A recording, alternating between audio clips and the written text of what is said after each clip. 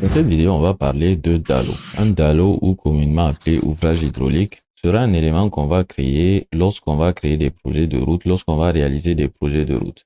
Lorsque vous allez réaliser des projets de route, il arrive dans certaines situations que vous ayez certains cours d'eau à franchir, ok?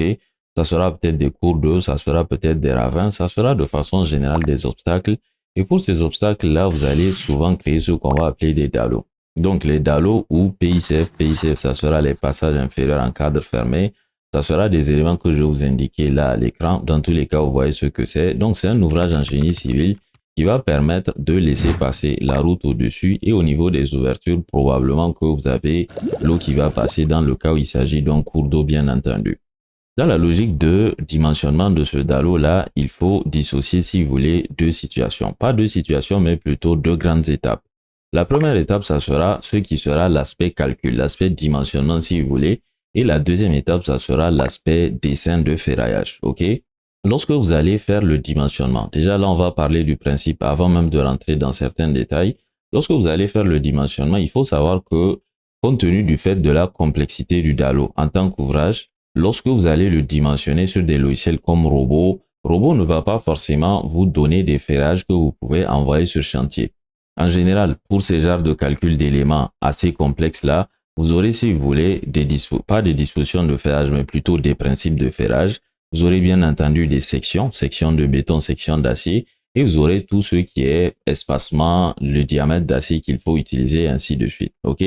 Donc, le DALO, on sait que c'est un élément qui est constitué de radiers, d'ouvrages de tête, de voiles, que ce soit des voiles extérieures ou des voiles intérieures, que ce soit des tabliers aussi, des guides-roues, des bêches, ok?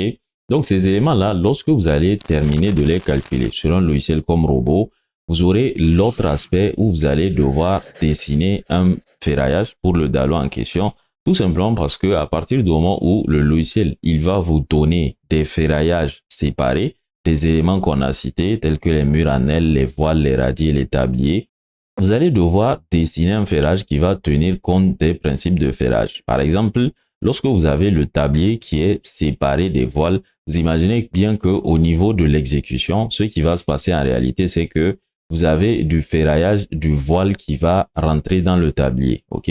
Donc, ces dispositions-là, c'est quelque chose que le logiciel ne va pas vous donner. Donc, vous avez l'autre aspect qui sera le dessin de ferrage lorsque vous avez terminé le calcul, ok? Donc, dans cette vidéo, on va parler de ces deux étapes-là, ok? Juste pour vous indiquer le principe de base, je vais vous parler du calcul, je vais vous indiquer ce que vous avez à faire dans le calcul, et ensuite, on va passer au dessin de ferrage. Au niveau du dessin de ferrage, on va indiquer quoi faire, et à la fin, je vais vous indiquer deux formations que vous pourrez suivre. Une pour le calcul le dimensionnement même du DALO en béton armé, et une deuxième sur le dessin de ferrage d'un DALO en béton armé. Donc, lorsque vous avez un DALO, la première des choses à faire, ou de façon générale un ouvrage de génie civil, la première des choses en général qu'on va faire, ça sera une étude hydraulique et hydrologique. Cette étude hydraulique et hydrologique-là, il faut retenir que dans le principe, elle va vous permettre de savoir le débit qui va transiter au niveau de votre ouvrage. Et en fonction de ce débit-là, vous allez déterminer des ouvertures, ok? Des largeurs d'ouverture et des bases d'ouverture, ok? Par exemple, vous avez un débit qui doit transiter au niveau de votre DALO, et vous devez calculer, si vous voulez, des sections qui vont logiquement permettre à ce débit-là de passer en période de crue, en période où, par exemple, votre ouvrage sera en charge, ok? Une fois que vous avez ce débit-là plutôt, et que vous avez calculé logiquement les ouvertures, là, l'étude hydraulique et hydrologique va s'arrêter. Maintenant, vous avez le DALO, vous allez passer au calcul de structure de ce DALO-là. Donc, première phase, étude hydraulique hydrologique qui va me permettre de savoir le débit qui va transiter au niveau de l'ouvrage et par là même de calculer les sections qui vont permettre à ce débit de transiter sans problème. La deuxième étape, ça sera ce qu'on va appeler le dimensionnement. Ce dimensionnement-là, pour ça, vous avez plusieurs phases. La première phase, vous allez concevoir le DALO, ok? On va parler à ce niveau-là de prédimensionnement et même de modélisation sur un logiciel de calcul tel que Robot. La deuxième phase, vous allez charger votre ouvrage et la troisième phase, vous allez calculer, vous allez faire ce qu'on va appeler le dimensionnement béton armé. Ce dimensionnement béton armé là, c'est lui qui va vous donner la section de vos éléments, l'épaisseur de vos éléments surtout, et les sections d'acier avec tout ce qui est espacement. Ok? Donc, modélisation, au niveau de la modélisation, tel que je l'ai dit, vous allez commencer par le prédimensionnement. Au niveau du prédimensionnement plutôt, vous avez certains ouvrages que vous pourrez considérer pour le prédimensionnement du DALO. Au niveau de la formation que je vais vous indiquer au cours de cette vidéo, vous aurez en fait tous ces documents-là, toute cette documentation-là, vous aurez en fait une explication plus large. Ici, ce qui va nous intéresser, une fois encore, c'est d'avoir vraiment une idée générale du principe. Donc, vous allez faire le prédimensionnement. Prédimensionner tous les éléments que je viens de citer, tels que le radier, tels que les voiles, tels que le tablier, les guides-roues, les bêches, les murs en aile aussi, et même éventuellement des goussets s'il y en a. Une fois que vous avez prédimensionné tous ces éléments, vous allez passer à robot. Robot, pourquoi? Parce que dans le cours que je vais vous indiquer, c'est robot qui a été utilisé pour faire le dimensionnement, mais vous pourrez utiliser n'importe quel logiciel qui va permettre de faire du calcul de structure de ce type d'ouvrage-là, une fois que vous avez bien entendu compris le principe. Vous passez sur robot, vous allez modéliser votre ouvrage. Au niveau de la modélisation, vous aurez quelque chose comme ce que vous avez ici à l'écran. Vous voyez que vous avez un DALO à 3 ouvertures. Les dimensions des ouvertures n'ont pas d'importance à ce niveau, mais vous voyez que vous avez tous les éléments du DALO. Vous avez ici le tablier, vous avez le radier, les murs en aile, ainsi de suite. On ne va pas refaire la nomenclature du DALO. Tous ces éléments-là, vous les connaissez. À partir du moment où vous avez modélisé, vous allez maintenant passer au chargement. Au niveau du chargement, à partir du moment où vous allez appliquer une charge sur votre ouvrage, logiquement, vous devez déterminer ces charges-là. Déjà, déterminer les types de charges auxquelles vous aurez affaire et déterminer leur valeur que vous allez appliquer au niveau de votre ouvrage. Donc, une fois que vous avez déterminé les charges à appliquer sur votre ouvrage, les charges que vous allez appliquer, c'est en général des charges assez classiques. Vous allez les déterminer telles que je le disais et ensuite, vous allez les appliquer au niveau de votre ouvrage. Ce que je vais faire ici, c'est que au niveau de ce projet-là, je vais dérouler ici au niveau des charges qui ont été appliquées et on va regarder ensemble les différentes charges que vous allez appliquer sur ce type d'ouvrage-là. Vous aurez le poids propre. Le poids propre, rassurez-vous, à partir du moment où vous avez modélisé correctement votre élément, le logiciel lui-même va prendre en compte ce poids propre-là qu'il va logiquement considérer comme une charge permanente. Ces charges-là, on va revenir là-dessus. Vous savez que lorsque vous allez faire du dimensionnement, vous avez des charges permanentes, des charges d'exploitation. Et au niveau de ces charges d'exploitation, surtout pour les DALO, on a ce qu'on va appeler des charges roulantes. Donc, le poids propre, c'est une charge permanente. À partir du moment où le poids propre est toujours appliqué sur l'élément, vous avez le poids des couches de chaussée. Ok. À partir du moment où le DALO, rappelez-vous, c'est un ouvrage qui va permettre de franchir, à la route de franchir un obstacle. Vous imaginez qu'à un moment, il faut que la route passe au-dessus. Donc, tout ce qui est poids de couche de chaussée, c'est les éléments de couche de chaussée que vous imaginez qui vont passer plutôt sur le DALO, sauf si vous avez un tablier qui est directement roulable. OK? Ensuite, vous avez le poids des rives. OK? Poids des rives, vous avez le poids propre des trottoirs. Le poids des rives, c'est dans les situations où vous avez du trottoir. OK? Pas les trottoirs, mais plutôt les BN, les dispositifs de sécurité qu'on a au bord des ouvrages. Vous avez maintenant le poids propre des trottoirs et le poids des terrassements. Le poids des terrassements, en fait, j'aurais pu le mettre avant le poids des couches de chaussée à partir du moment où on aura probablement le terrassement en dessous des couches de chaussée, si terrassement il y a. Ensuite, vous avez tout ce qui est Pmin, Pmax. Là, c'est des éléments que vous allez calculer dans les situations de poussée de terre. OK? Donc, vous avez des coefficients de poussée de terre qui vont varier et vous avez des poussées de terre maximum, des poussées de terre minimum. Donc, toutes ces combinaisons-là, vous devez les réaliser. Donc, toutes ces charges-là, vous devez aller les estimer et les appliquer sur votre ouvrage. Vous avez logiquement la charge hydraulique à partir du moment où il y aura de la flotte qui va couler au niveau des ouvertures. Et là, vous avez maintenant les surcharges routières. OK? Au niveau des surcharges routières, vous avez essentiellement les surcharges A et B qui vont s'appliquer tout le temps sur votre ouvrage. Par contre, attention, au niveau des surcharges B, vous n'avez pas toutes les surcharges B qui vont forcément s'appliquer au niveau des ouvrages. Vous savez que les DALO, on a plusieurs catégories, plusieurs types si vous voulez. Selon la catégorie, vous aurez en fait plusieurs classes. OK? Selon la classe, vous aurez la surcharge BT qui ne va pas forcément s'appliquer. Sinon, le BR et le BC vont toujours s'appliquer. OK? Ces charges-là que je viens d'énumérer, parmi ces charges-là, vous avez des charges permanentes et des charges d'exploitation. La logique de ces charges permanentes et de ces charges d'exploitation, elle est connue. De façon générale, retenez qu'une charge permanente, telle que son nom l'indique, c'est une charge qui va toujours s'appliquer sur l'ouvrage, dépendamment, si vous voulez, du fait que l'ouvrage soit en phase exploitation ou même en phase construction. Prenez par exemple le poids propre. Le poids propre va toujours s'appliquer sur l'ouvrage. Il n'y a pas un moment où le poids propre sera déchargé de l'ouvrage. Donc, vous imaginez que ça sera une charge permanente. Ça sera aussi le cas des couches de chaussée. OK? La couche de chaussée, à partir du moment où la chaussée va passer, cette couche de chaussée-là sera toujours appliquée au niveau de votre ouvrage. Par contre, des éléments comme des charges hydrauliques qui vont venir et qui vont repartir, vous pourrez logiquement les considérer comme des charges d'exploitation. Attention par contre, il y a des situations dans lesquelles si vous estimez que votre cours d'eau fait que votre ouvrage va toujours fonctionner en charge, en ce moment, vous allez considérer la charge hydraulique comme étant une charge d'exploitation permanente plutôt. Ça sera le cas des poussées des terres aussi qu'on va considérer comme des charges permanentes. Au niveau des charges d'exploitation, essentiellement, ce que vous avez, c'est les surcharges routières. Les surcharges routières, telles que je l'ai dit, systématiquement, vous appliquez le système A et le système B. Et en fonction, si vous voulez, de la priorité de la route, on va dire de l'importance de la route, il est possible que dans le cahier des prescriptions techniques, on vous demande d'appliquer des charges militaires, par exemple. Admettez que ce soit une route nationale ou bien une route qui va en fait transiter, qui va faire transiter des convois routiers, pas des convois routiers, mais plutôt des convois militaires. Vous imaginez bien que lorsque vous allez dimensionner votre DALO qui sera sur cet itinéraire-là, logiquement, vous devez prendre en compte les charges militaires. Donc, au niveau de ces charges roulantes-là, vous avez essentiellement les charges A, les charges B. Donc, les charges, vous avez les B, vous avez les BC. C, ça sera pour camion. BT, T, ça sera pour tandem. Et le BR, le R, ça sera pour la roue isolée. Et vous avez aussi, éventuellement, tel que je l'ai dit, les charges militaires de type MCME. Ces charges militaires-là, lorsque vous allez les appliquer, rassurez-vous, ça sera au projet de vous dire, est-ce que cette route-là, elle va laisser transiter, elle va permettre le transit de convois militaires, et si elle doit permettre le transit de convois militaires ou même de convois exceptionnels, quels seront les types de ce convoi-là, ok?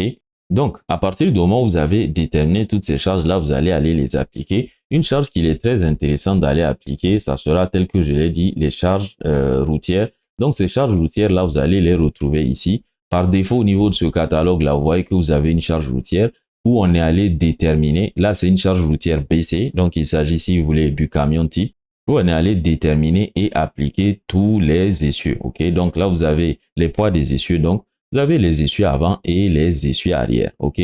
Donc, ces éléments-là, vous allez les retrouver dans le fascicule, je pense, son 2 titre 5. À l'intérieur de ce fascicule, vous allez voir toutes les prescriptions qu'il faut prendre en compte lorsque vous devez appliquer ce type de charge-là. Lorsque vous avez déterminé ces charges et que vous les avez appliquées à votre ouvrage, vous allez passer à ce qu'on va appeler les combinaisons de charges.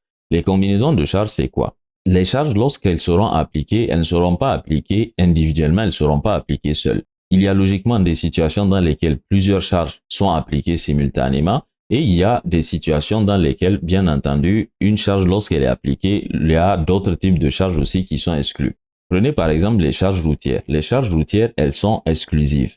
Elles sont exclusives, qu'est-ce que ça veut dire? Ça veut dire par exemple que si vous appliquez une charge BC, vous n'allez pas appliquer sur le même ouvrage la charge BT. Ça veut dire que dans vos combinaisons de charges, à aucun moment vous n'allez avoir du BC et du BT qui sont appliqués simultanément. On va parler en ce moment de ou exclusif. Si j'ai le BC, je n'ai pas de BT. Et vous avez des situations où vous avez du ou inclusif. Le ou inclusif, c'est quoi? C'est des situations dans lesquelles on a des charges d'exploitation qui peuvent être simultanément appliquées. Pensez à la charge hydraulique, par exemple, qui peut être appliquée en même temps qu'une charge de convoi BT, par exemple. Donc, vous voyez que ces deux éléments-là, on va les mettre dans un groupe de ou inclusif. Là, c'est dans les situations où vous allez logiquement faire vos combinaisons de charges. Ok? Les charges permanentes, quant à elles, elles auront, si vous voulez, un opérateur de type E. Un opérateur de type E pour dire, par exemple, que le poids propre va s'appliquer en même temps, par exemple, que les charges de poussée de terre au niveau des voiles extérieures, par exemple.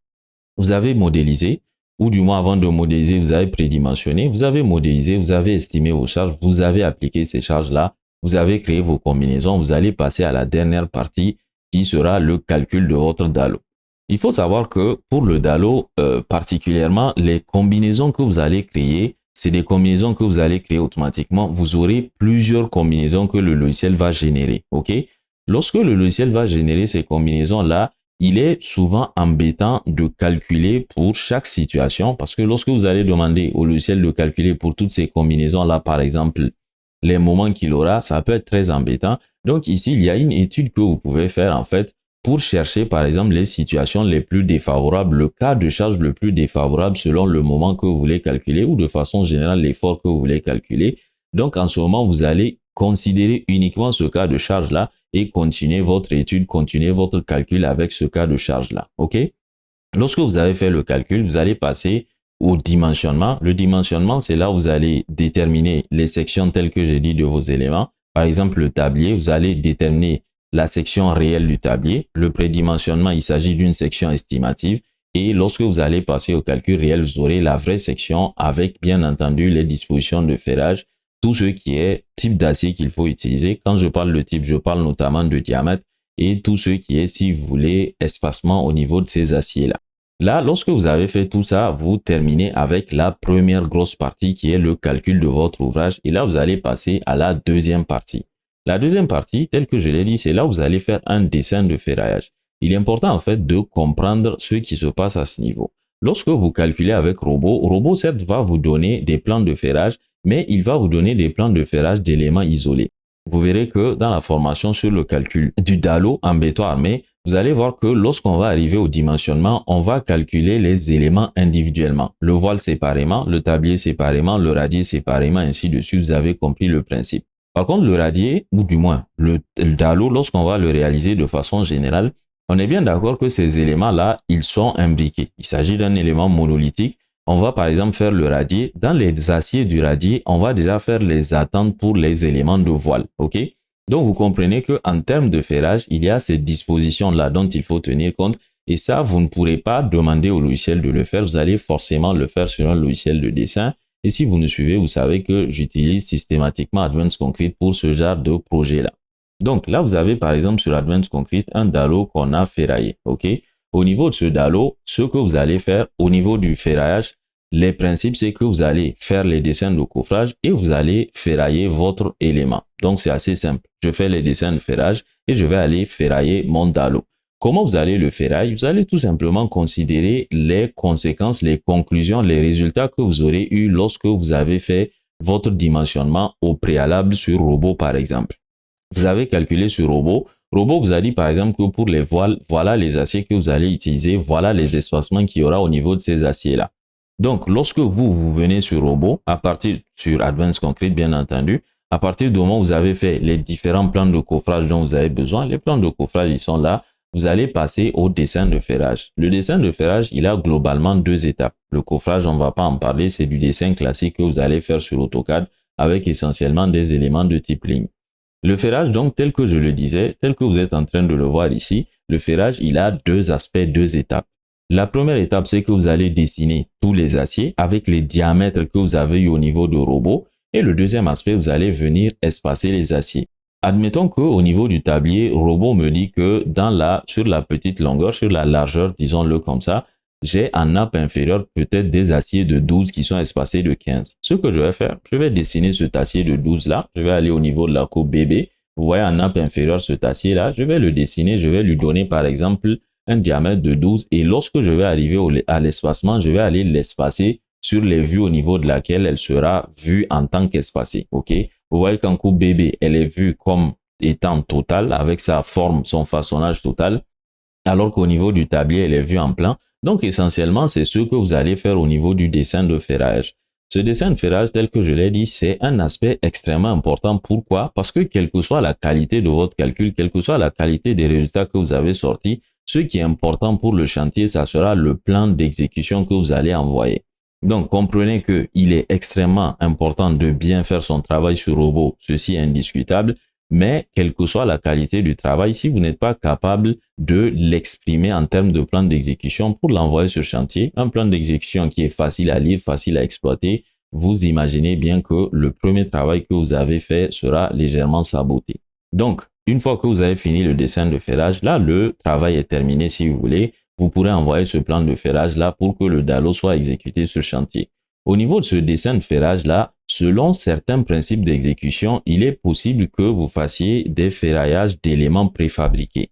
Il arrive que lorsque vous allez lorsque vous allez exécuter le DALO, il arrive que certains éléments soient préfabriqués. Par exemple, les voiles. Ou bien les voiles, c'est pas évident. Peut-être que vous allez préfabriquer des prédales que vous allez envoyer au niveau de l'exécution du tablier. Donc, vous comprenez qu'en ce moment, le dessin de ferrage, vous devez l'adapter à ces éléments-là qui seront préfabriqués, ne serait-ce qu'en partie, peut-être en atelier avant d'être envoyé sur chantier. Donc, vous voyez qu'il s'agit vraiment d'un autre métier, d'une autre partie extrêmement importante de cette logique de ferrage du dallo. Donc, dans cette vidéo, de quoi on a parlé? On a parlé de la logique de ferrage du dallo. Enfin, de calcul de façon générale du dallo. C'est quoi un dallo? C'est un ouvrage qui va permettre de franchir, si vous voulez, un obstacle.